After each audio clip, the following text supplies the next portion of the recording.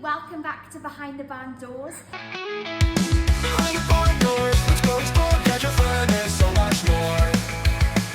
Now last week we went through and we were reminiscing on the 21 years of Cantref, going through photos and just reflecting on everything that's happened.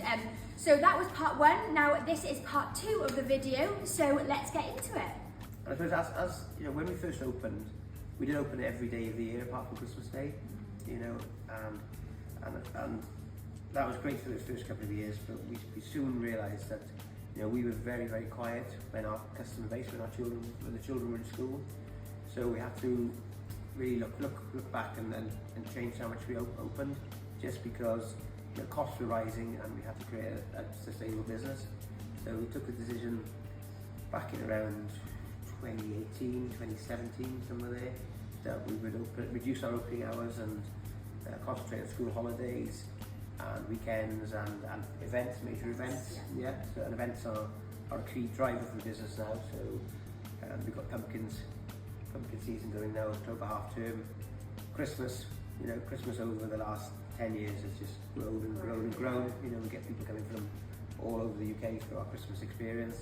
They can stay with the accommodation development now. They can come and stay for a weekend break, a night break. Oh dear me. 2020. We all know what happened in 2020, don't we? The year of COVID. Absolutely. Remember those first days so vividly.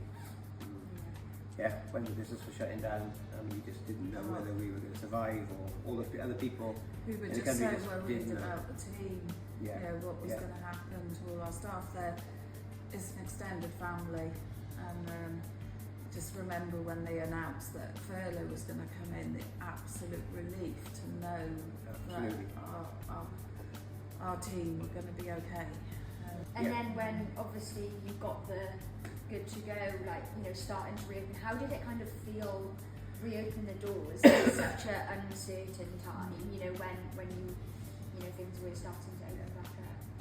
It was just so nice to see people back, and people were so appreciative of being able to get out. And the indoor soft play area was still closed, I think. But people were out and everyone just seemed to be interacting more with the children, and it was, I think the relief was palpable, wasn't it? Like, you know, it was really there that everybody just wanted to be out, have a good time, and for us it's like open the business again, starting again, you know. Yeah, so something in COVID, you know, as we developed the Adventure Farm, we've also grown the accommodation side of the business.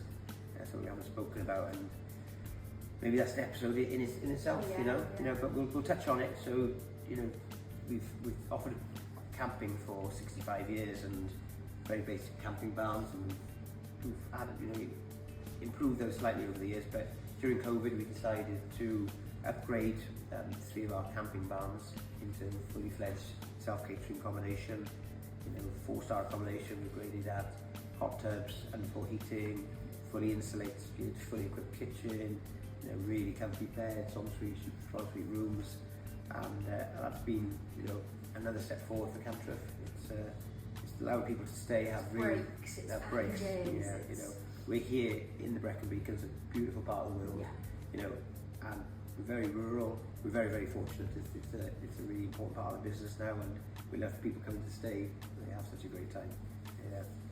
Yeah. So as well as the cottages, we've had some camping pods, you know, and the campsite has been upgraded over the years. So now it's got electric pitches, Wi-Fi, you know, and the way that the camping and accommodation sector is built into the Adventure Farm.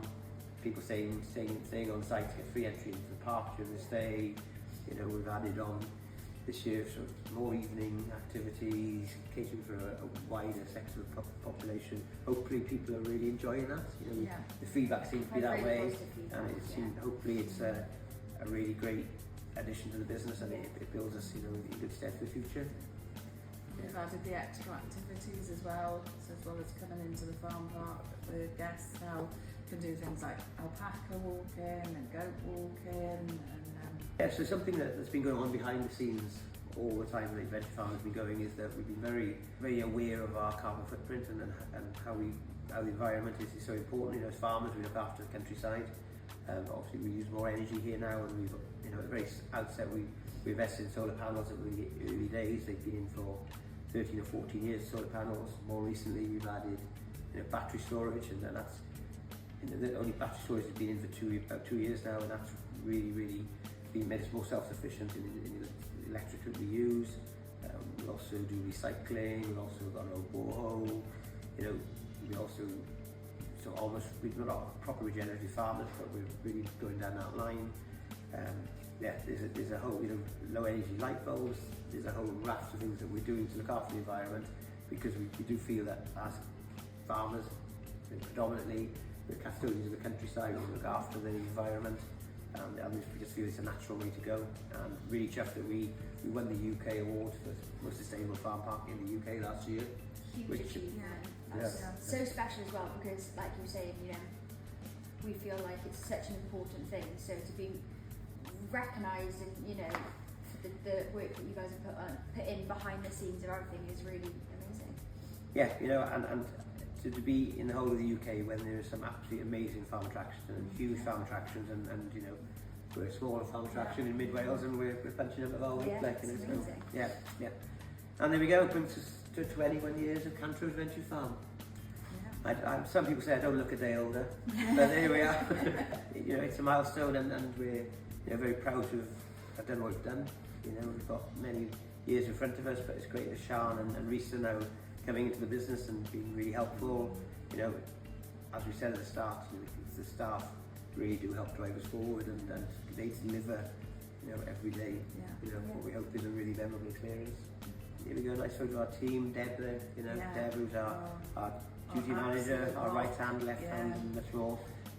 You know, and you know, 2026, we've been nominated for UK Farm Attraction of the Year award again, and Marketing Business of the Year. So well done on that, Sian, and you know, fingers crossed for January 2026, where we'll find out.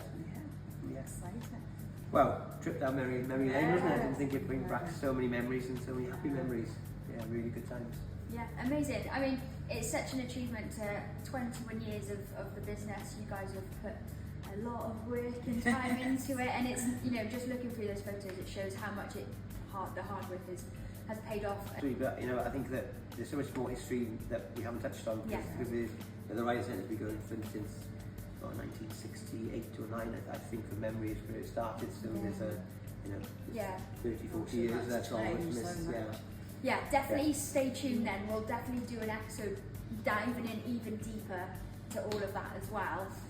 So yeah, I hope you guys have enjoyed a little bit of an insight, a little bit of a trip down memory lane, and just celebrating 21 years of Cantref. So make sure you tune in next week for the next episode. Bye! Bye-bye now!